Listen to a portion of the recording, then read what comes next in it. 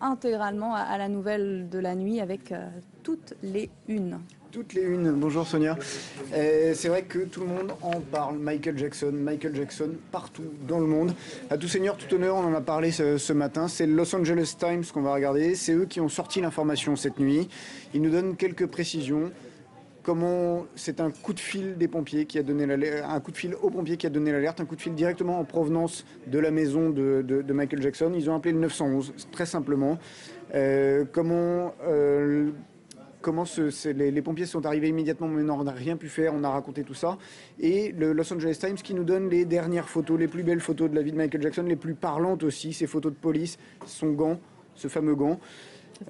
Des précisions sur son état de santé et toute une polémique. On sait qu'il y a une polémique autour des médicaments qu'il prenait. Mais là, ils interviewent un médecin qui dit qu'il était en bonne santé, ses artères étaient encore meilleures que les miennes. Il répétait beaucoup pour ses prochains concerts à Londres.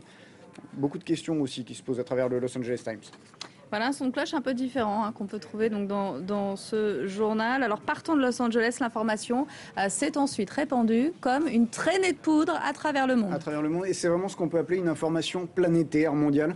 C'est vrai que tous les journaux du monde, à condition bien sûr qu'ils aient eu la nouvelle avant leur bouclage, font leur une sur Michael Jackson. On va jeter un œil un petit peu à tous ces journaux. Dans le désordre, le Times de Malte, l'Extra Bladet, c'est au Danemark, les 24 heures de Toronto au Canada, on le voit à l'antenne. Bild, c'est en Afrique du Sud. Le Daily Telegraph au Royaume-Uni. Je vous montre aussi le Parisien qui a eu le temps de refaire une à temps. C'est vrai que la première une n'était pas là-dessus. Michael Jackson est mort, le Parisien, aujourd'hui en France.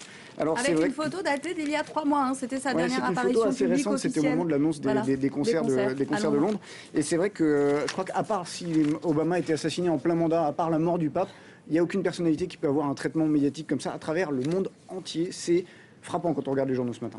Alors tous les journaux en parlent et pas un ne donne un portrait heureux de lui, Stanislas. Ses névroses, ses excès, ses drames font partie du personnage. Oui, et c'est vrai que c'est un personnage très complexe. On va jeter un œil à l'Irish Times, qui fait aussi sa une, bien sûr, sur Michael Jackson. Irish Times qui nous précise, on le surnommait parfois Wako Jacko, Jack le Fou. C'est les Anglais qui l'appellent comme ça. Avec tous les attributs de la folie, ce ranch de Neverland, inimaginable, cette ménagerie personnelle, un homme peint comme excentrique, isolé, et nous dit le Irish Times, incapable d'assumer son immense succès.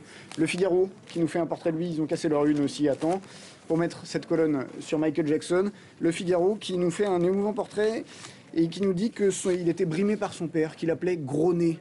Gros Nez, c'était à l'époque de l'album Victory, au début des années 80. Pour la première fois, à ce moment-là, on voit Michael Jackson qui s'est fait retoucher.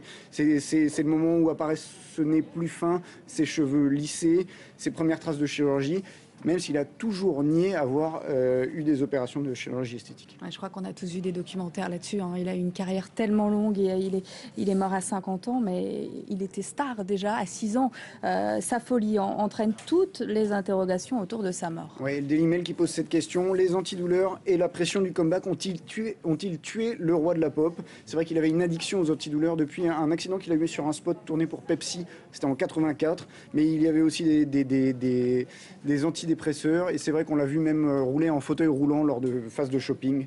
C'est vrai que c'était un gros problème, sa santé quand même. Et pourtant pour le Guardian, c'était le meilleur. C'était le meilleur. Il a beau avoir passé, nous dit le Guardian, ces dernières années à se transformer en une version bizarre de lui-même, susceptible de gagner un prix, nous dit le Guardian, dans un concours de zoo.